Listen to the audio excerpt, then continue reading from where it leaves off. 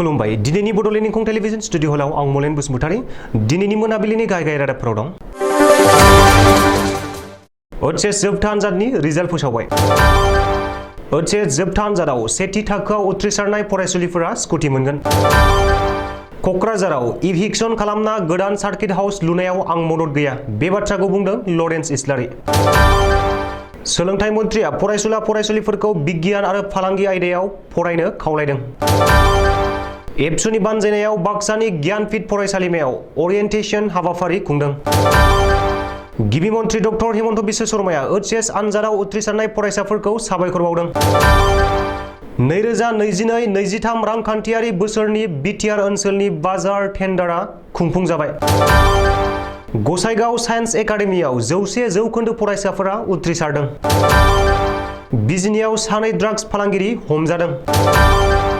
उत्तर प्रदेशआव खारबाय थानाय ट्रेननि सासे पाइलटआ हां सरथेना जिउ गोमादों। सालबारियाव इउपिपिएल दोलोनि खौरां मेल। दानिया फैदो आबुं रादाबाव।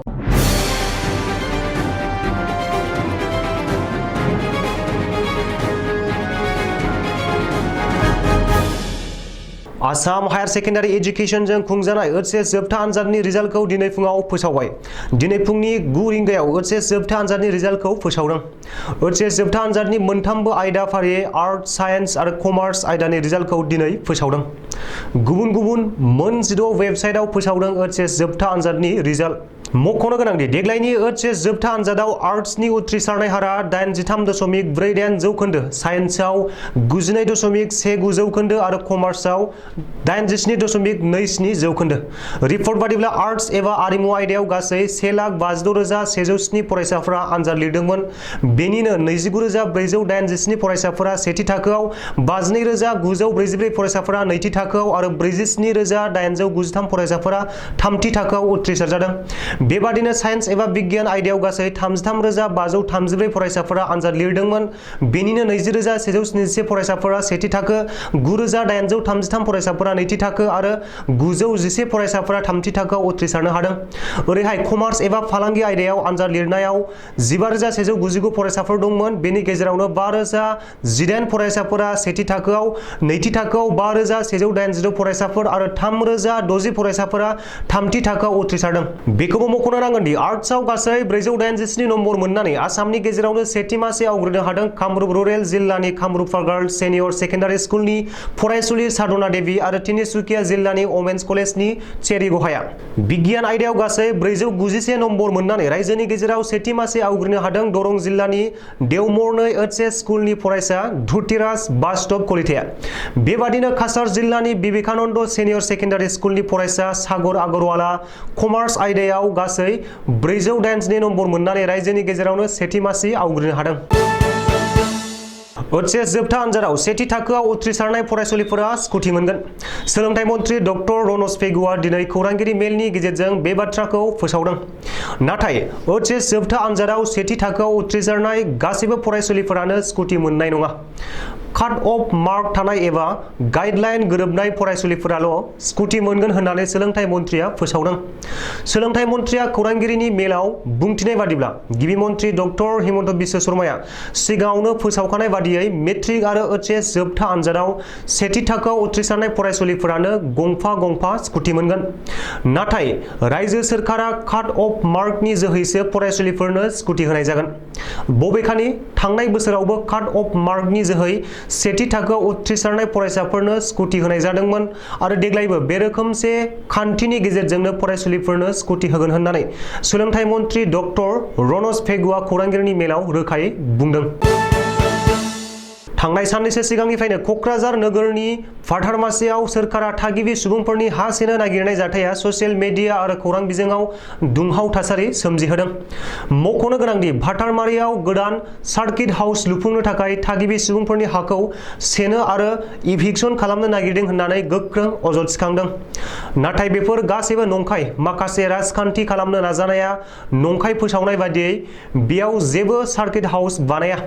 गोलाव समनिफ्रायनो भाटार सारमारियाव न' बां लुना जिउ खांनाय थागिबि सुबुंफोरखौ होखारना सार्किट हाउस लुनायनि थांखि बिटिसि सोरखारा गैया आरो आं जायगानि एमएलए जानानै बेखौ मदद खालामा आरो गनायना लाया।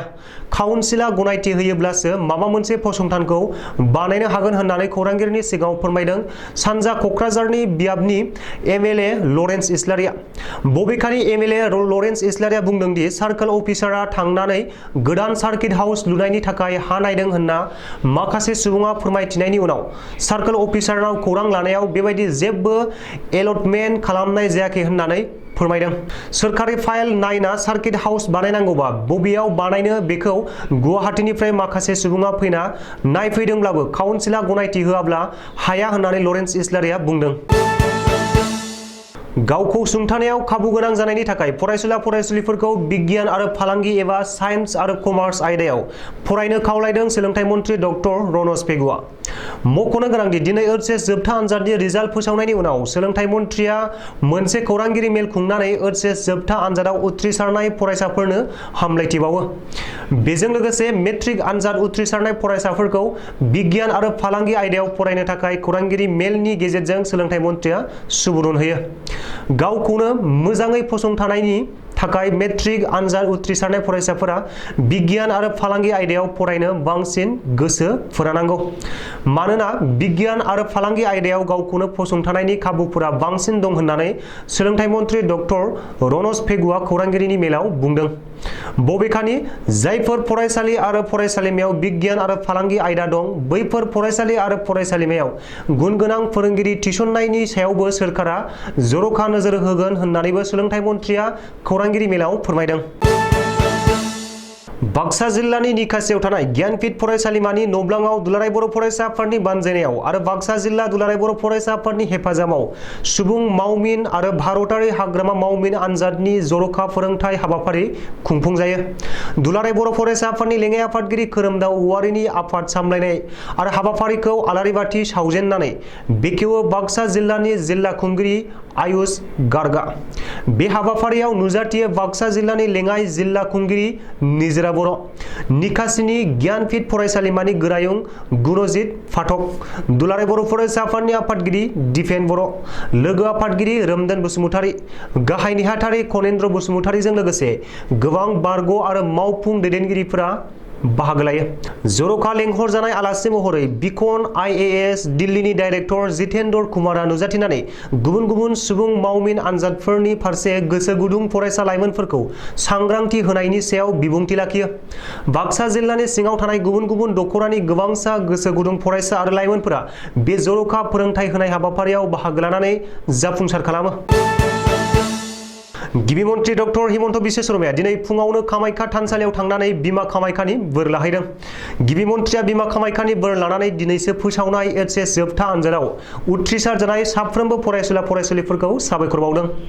बेजों लोगोसेनो इयुनाव गावनि जिउ दानायाव सांग्रां जानो आरो अरायसम बिमा बिफाजों लोगोसे आसामनि रायजोनि मोजां मुं आरजिनो थाखाय गिबि मन्थ्रिया फरायसुला फरायसुलिफोरखौ खावलायो। ओरैहाय प्राइभेट फरायसालिजों लोगोसे सोरखारि फरायसालिफोरखौ रुजुयोब्ला जानाय नङा। मानोना बिसोरनि फरायसाफोरनि बिबाङा खम, बिसोरहा गावहानो मोनसे धारा दं। दिल्ली, मुम्बाइ गासैयावबो प्राइभेट फरायसालिनि रिजाल्टआ मोजां जायो। नाथाय जों बिबांखौसो नायो होननानैबो गिबि मन्थ्रिया कामाख्याव खौरांगिरिनि सिगाङाव बुंदों। 2022-23 रांखान्थियारि बोसोरनि बिटिआर ओनसोलनि बाजार टेन्डारखौ दिनै खुंफुंबाय। बड'लेण्ड टेरिटरियेल काउन्सिलनि मोन 30 ब्लकनि बेंखनाव थानाय गासै 335 हाथाइ एबा बाजारनि टेन्डार लानाया दिनै खुंफुंजाबाय। 50,000नि गोजौआव थानाय हाथाइफोरनि टेन्डारखौ दिनै क'क्राझाराव आजावनाय जायो। क'क्राझार सहरनि बड'फा नोगोराव थानाय बड'लेण्ड आलासि जिरायसालि नमायाव बिटिसिनि मार्केटिं बिफाननि बानजायनायाव बिटिआरनि सिङाव थानाय गासै 335 बाजारनि थाखाय टेन्डार आजावनाय जायो। टेन्डार हाबाफारिखौ बेखेवनानै होयो बिटिसिनि मावफुं सोद्रोमा धनन्जय बसुमतारीया। बे हाबाफारियावनो हाथाइ बिफाननि चेयारमेन आरो एमसिएलए पबित्र कुमार बर'जों लोगोसे गुबुन गुबुन बिफाननि बिबानगिरि, अफिसारफोर आरो टेन्डार होग्रा बिडारफोरा बाहागो लायो। दिनै गोजौसिन फरायसालि आनजादनि फिथाइ फोसावबाय। गसाइगाव नोगोरनि नांजाबनाय हाफनाफारानि सान फाउन्डेसनजों सामलायजानाय गसाइगाव साइन्स एकाडेमियाव साइन्स आरो आर्ट्सनि जौसिन थाखोनि फरायसाफोरनि फिथाइया दिनै मोजां जानायनि थाखाय गासै एकाडेमि बेंखनावनो रंजानाय लाबोदों। साइन्स स्ट्रिमनि गासै आनजाद होदोंमोन 77 सा, जेराव सा3 डिस्टिंक्शन, सा 11 स्टार, सेथि मासियाव सा 59, नैथि मासियाव 18 सा उथ्रिसारदों आरो आर्ट्स स्ट्रिमाव गासै आनजाद होदोंमोन 34 सा, जेराव डिस्टिंक्शनाव सा 2, स्टार सा 8, सेथि मासि सा 23, नैथि मासि सा 9 आरो थामथि मासि लानानै सा 2 फरायसाफोरा उथ्रिसारदों। दिनै सान फाउन्डेसननि गोब्राब नाजानाय आरो फोरोंगिरिफोरनो बाउसोमनायाव लोगोसे फरायसाफोरनि नाजानाया बेबायदि गोग्गो फिथाइखौ मोननो हादों होननानै फोरमायदों गसाइगाव साइन्स एकाडेमिनि बिथोनगिरि सादाम हुसैना। लोगोसे गसाइगाव साइन्स एकाडेमिनि थांखियानो जादों फरायसाफोरनो गोग्गो सोलोंथाइ होनायनि बेबायदि होननानैबो बुंबावो सादाम हुसैना। चिरां जिल्लानि बिजनियाव पुलिसा मोनसे स्रोद सुलुंनि गेजेरजों आयेन बेरेखायै आफिं ड्राग्स फालांगिरि खालामग्रा सानै सुबुंखौ हमनो हादों। बिजनी महकुमानि सिङाव थानाय बङाइगाव जिल्लाजों नांजाबफानाय गेरुकाबारि तिनालियाव बिजनी महकुमा पुलिस अफिसार शेखर ज्योति रय आरो बिजनी थानानि असि रन्जित राजकुमारनि दैदेननायाव मोनसे स्रोद सुलुंनि गेजेरजों आयेन बेरेखायै आफिंनि फालांगि खालामग्रा सानै सुबुंखौ हमदों। हमजानाय सानै आफिं फालांगिरिफोरनिफ्राय 3 केजि 542 ग्राम आफिं लोगोसे गंनै मबाइल फन आरो गंसे मटर साइकेलबो बोखांनो हादों। सुलुङाव फोरमायनाय बादिब्ला हमजानाय सानै सुबुंखौ बङाइगाव भान्द्रानि थागिबि आब्दुस सामाद आरो आब्दुस साबुर होननानै मिथिनाय जादों। मोनसे सोमोनांथाव जाथाय। मानसिनि जिउआ माब्ला बबे समाव मा जागोन बेखौ रावबो बुंस' हाया। दानो दं दानो गैया थास' बिलाइनि दै बायदि होननाय बाथ्राया थारैनो रोखा जादों। मख'जाथावदि उत्तर प्रदेशआव गोख्रै कानपुर फारसे खारलांबाय थानाय गंसे ट्रेननि पाइलटआ हरखाबै हां सरथेना जिउ गोमादों। मिथिनाय बादिब्ला जिउ गोमानाय पाइलटआ हरिचन्द्र शर्मा होननानै सिनायथिनाय जादों। नाथाय पाइलटनि जिउ खहा जादोंमोनब्लाबो रावबो दावबायारिफोरनि जिउ खहा जायाखैसै होननानै मिथिनाय जादों। मानो होनोब्ला गुबुन सासे क'-पाइलटआ ट्रेनखौ लाखिथ'यो। खौरां मेलाव बिपिएफ दोलोनि हेंथायै सोंखारिदों सालबारि इउपिपिएल दोलोआ। दिनै बे मिथिंगायारि खैफोद समाव राजखान्थिनि बाथ्रा बुंनायनिफ्राय गोजानाव थानो खावलायदों सालबारि बियाबनि टिएलसिसिनि मासिगिरि बिन'द मोसाहारिया। फोरमायथावदि थांनाय 24 जुनाव बाक्सानि फातेमाबाद साहा बागानाव मोनसे खौरां मेल हांख्रायनानै बिपिएफ दोलोनि मिरु दैदेनगिरि बेगम आखतारा आहमेदा दैबानानि खैफोद समाव प्रमद बर'आ दैदेननाय बिटिआर खुंथाया रायजोफोरनि खाथियाव थांनानै खौरां लायैनि अजद दैखांदोंमोन, जायनि थाखाय दिनै खौरां मेल हांख्रायनानै बिपिएफ दोलोनि अजदखौ दानगारो इउपिपिएल दोलोआ। दिनैनि रादाबा एसेनोसै, गोजोन्थों।